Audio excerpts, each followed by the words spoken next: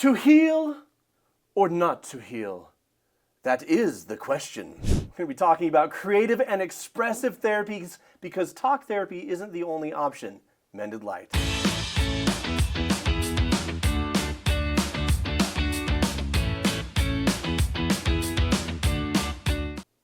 We're going to open the door to some of the most powerful modalities outside of talk therapy. This is a new series, so check out the playlist, Therapies You've Never Heard of, but Might Change Your Life. Here we are going to explore creative and expressive therapies. Along the way, we'll weave in principles of learning, practice, and neuroplasticity, because healing isn't about talking about change. It's about practicing it until your brain, body, and life actually shift. This video is going to focus on creative and expressive therapies like art therapy, music therapy, drama therapy, cinema therapy, play therapy, poetry, bibliotherapy, sandplay therapy, and expressive arts therapy. Each type of these therapies are a form of self-expression, which is a critical part of healing. Expression rewires the brain by moving experiences out of the wordless limbic system into conscious creative form. We learn by expressing and restoring. Self-expression is a key component in healing because it helps us reclaim our power of choice and using our voice. This is an often overlooked symptom of being in a place of survival. Self-expression through play is a powerful and supportive way to reclaim our autonomy and our voice. It also helps us to embody the true principles we are learning as we let go of the false and incongruent beliefs that we used to have. Now, let's go into a short explanation of each therapy, shall we? Art therapy uses visual art like drawing, painting, and sculpting to help people express feelings that are difficult to put into words. Here's why it's helpful. It externalizes inner experiences, allowing safe exploration and fostering self-awareness, emotional release, and healing. Music therapy involves listening to, creating, or moving with music in a therapeutic context. And it's helpful because music regulates mood and nervous system, promotes relaxation, and provides a nonverbal channel for processing emotions.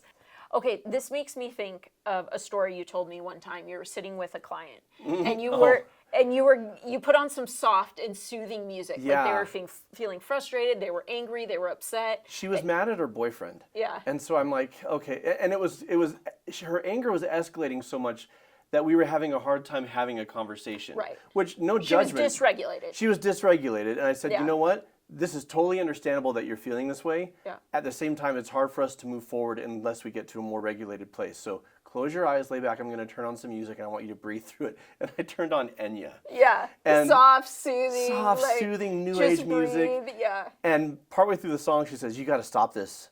It's making me more angry." And I said, "Interesting." I'm like, let me try one more. And I put on Welcome to the Jungle by Guns N' Roses, which is a hard rock song. And she's sitting there, she's like, yeah.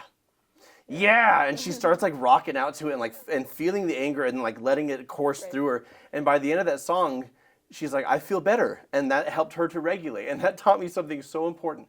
Some people need to be soothed. Yeah. And some people need a release. They need a catharsis. And music can help with this. Yeah. Well, and what makes me think of this now, but at the time, like our personalities course wasn't developed, is most likely a healer personality type is going to want Enya. Like that is how they're going to process. As a healer, that's why I leaned into Enya to start. You're like, Enya's great, right? But as me being a closer and knowing that anger and frustration and feels volcanic in my body. Yeah.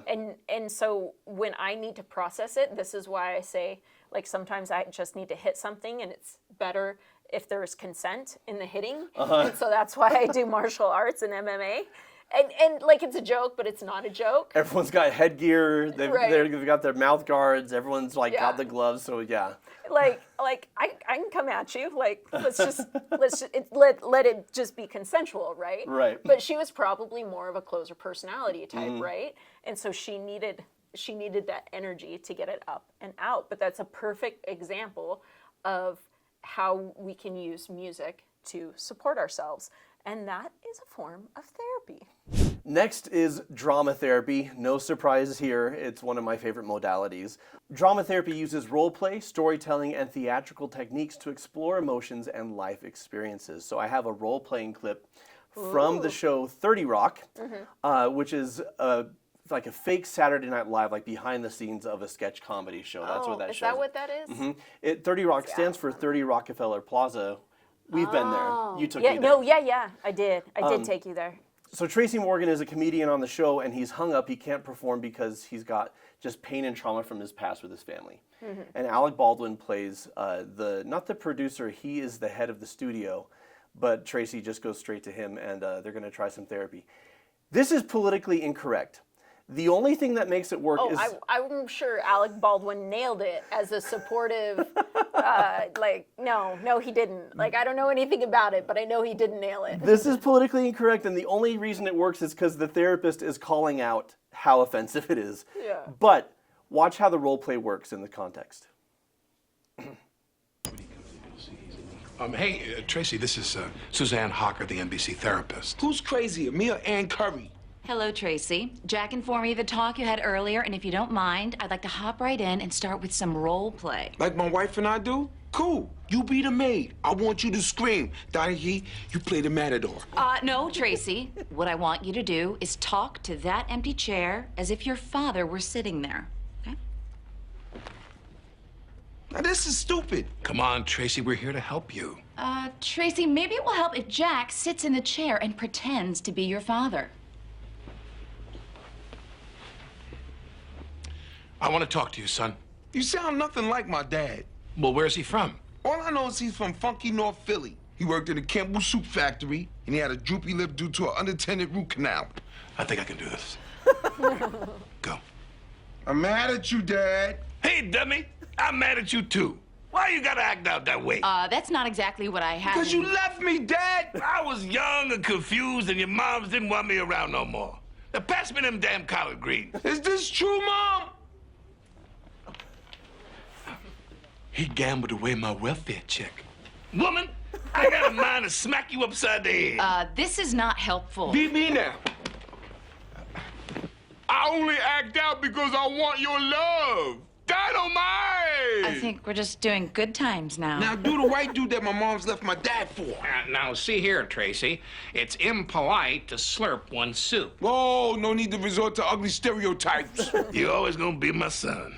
Tracy, just because I stopped loving your dad doesn't mean we stopped loving you. Stop putting words in my mouth, woman. Oye, papi, cállate. People are sleeping. Mind your own damn business, Mrs. Rodriguez. All right, this is ridiculous. Lady, just because I'm an ignorant black man and you paid me a nickel to bust up your shifferoo doesn't give you the right to call me ridiculous just because I'm proud of my son. They got me. Donkey shot me. No, Dad! Don't die! I love you, Dad! I don't want a dogfight no more! Tracy, that's it. That's it. Thank you for showing me there really is love in my family after all. And I need to stay the hell away from them. Donaghy, you're the only family I need, Jackie D. You got that right, Trey. Okay. That was hilarious. I love what he says, now do the white guy my mom's left my pops for. And then when he does a white guy impression, Tracy's like, no reason to resort to ugly stereotypes. Okay, so obviously, highly exaggerated comedic version of what a role play experience is like. Yeah. But the kernel of truth in it is the ability to speak to a person that you can't speak to anymore. Either because they're not safe to speak to or they're just not here. Like they may have passed away, what have you. And perspective taking. When we engage in role play exercises, because sometimes the person is in the room, sometimes it's a pair, it's a partnership, and one plays the other, right? And I always have to say the same thing to start. I'm like, okay, ground rules. You can't do unflattering impersonations of each other. You can't use this as an opportunity to insult the other. This is about empathy and perspective taking. Yeah. To the best of your ability, the best walking in their shoes. Yes. Not being hurtful or condescending. Yeah. But what this clip does capture in its own exaggerated way is this can be very eye-opening. It can be fun and playful, and you can have major breakthroughs through this process. And another thing, it allows people to safely experiment with new roles, release emotions, and rehearse healthier ways of being. Yeah. Another modality we're going to talk about is play therapy.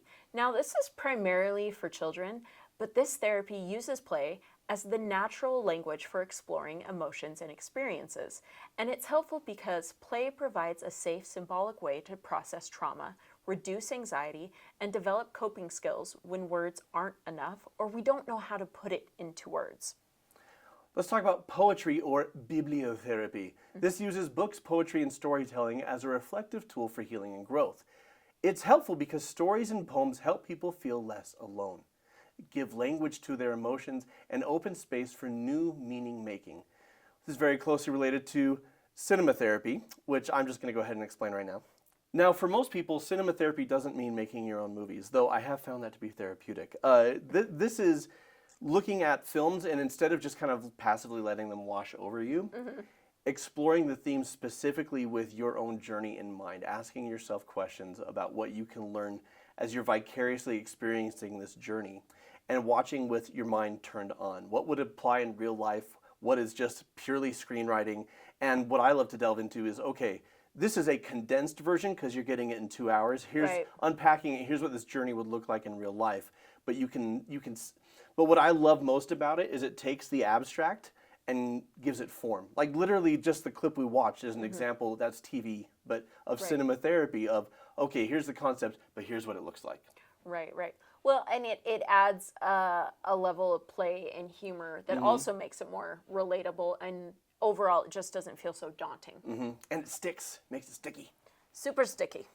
Next we have sandplay therapy, and this involves creating miniature worlds in a sandbox with figures and symbols guided by a therapist, and it's helpful because it taps into unconscious processes, helping people externalize and transform deep emotional conflicts safely.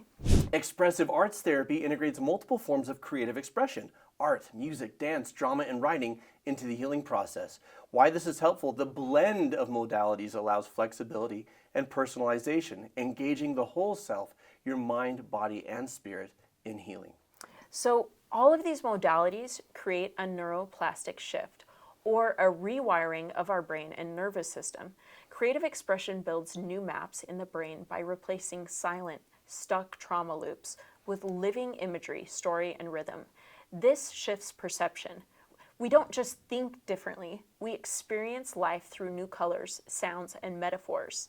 Here's the thing: everything we do is a practice, and each of these therapies help us apply the principle I am safe, loved, and belong as I am, and there is room for growth, and practice that shift in joyful, supporting ways.